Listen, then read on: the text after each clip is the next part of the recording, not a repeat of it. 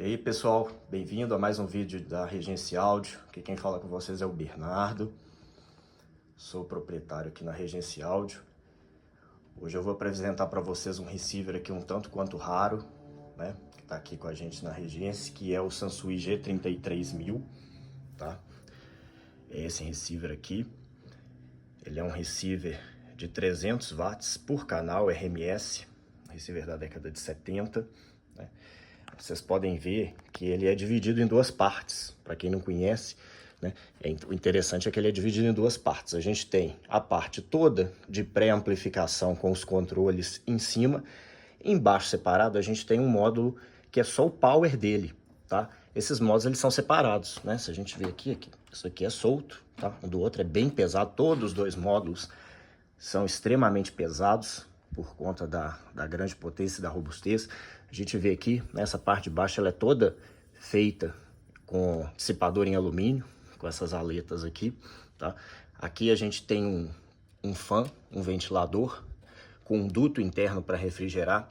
Esse fã, ele é controlado automaticamente, a velocidade dele, exatamente para não produzir ruídos necessariamente, né? Nesse momento a gente pode até ver que apesar do receiver estar ligado, o fã está desligado, porque o receiver não está tocando, então não está produzindo, dissipando calor o suficiente para ser necessário ligar o resfriamento ativo através do ventilador. Ele está utilizando então só o que a gente chama de resfriamento passivo, que é através das aletas de alumínio aí, tá? É um receiver bem grande, bem pesado. Vou agora apresentar aqui um pouco do painel dele, antes da gente ouvir ele tocar um pouquinho, né? A gente tem uma infinidade de recursos aqui, tecla de power, conjunto de caixas A e B. Aqui é o controle de tonalidade, né? Grave, médios e agudos. Aqui a gente consegue mudar o ponto de corte desses ajustes de grave e de agudo. Tá? Então a gente consegue colocar, por exemplo, o ponto de corte para as altas em 2,5 ou 5, em 400 ou 200 para as baixas. Aqui a gente desliga ou liga, né, os controles de tonalidade, no caso aí agora está desligado. Aqui a gente tem o mute, controle de volume com limitador, né? Isso aqui é um limitador que a gente consegue colocar ele em qualquer ponto aqui para a gente não conseguir passar o volume além desse limitador, tá? Balanço, loudness, filtros, subsônico para baixas frequências, filtro de alta frequência, tá? Modo estéreo mono, aqui é o balanço, aqui é o tuning para a gente poder fazer o ajuste aqui, né? Da parte de sintonizador de AM e FM, tá? Aqui embaixo a gente tem multi para FM, redutor de ruído para FM. Aqui a gente tem configuração de banda larga ou curta para FM e AM. A gente tem aqui uma seleção de impedância para as cápsulas de fono de entrada dele. Então ele, na verdade, tem a opção de você selecionar tanto para o fono 1 quanto para o fono 2 diferentes valores de impedância, dependendo do tipo de cápsula que você vai usar. Cada fabricante, para você fazer o casamento de impedância, recomenda o uso de alguns valores de impedância. Muitos receivers, a maioria não tem esse controle, esse tem, tá? Seleção, a gente tem aqui seleção de entrada, né? Fono, aux, FM, etc.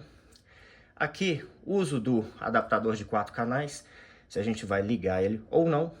Aqui, a gente tem uma entrada de microfone com um potenciômetro de mixer aqui, para variar o volume da entrada de microfone. E por fim, aqui a gente tem as configurações de tape, né? São duas entradas de tape, então a gente tem um monitor para tape 1, tape 2 ou source. E a gente tem também as funções de cópia, para copiar do tape 1 para o 2 ou do tape 2 para o tape 1, tá? Vamos voltar aqui. No painel a gente tem os LEDs de power, proteção, caixas A e B.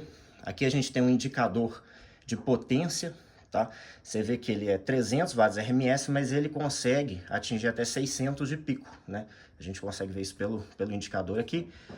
Indicador de multiplexador de FM para estéreo, né? Aqui é o famoso ponteirinho para ajuste, para o tuning para sintonizar, sintonia fina das estações de rádio. E aqui a gente tem o sinal, a amplitude do sinal de recepção da AM e FM, para a gente poder ajustar a antena, colocação de antena, esse tipo de coisa, Aqui a gente tem a entrada selecionada, AUX, fono 1 e 2, FM ou AM, tá?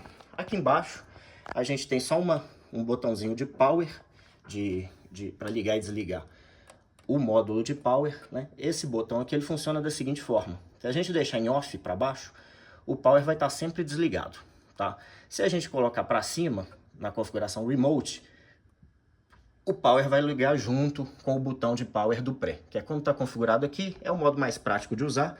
Sempre que você liga, você só precisa ligar essa chave e os dois módulos já ligam em conjunto, tá?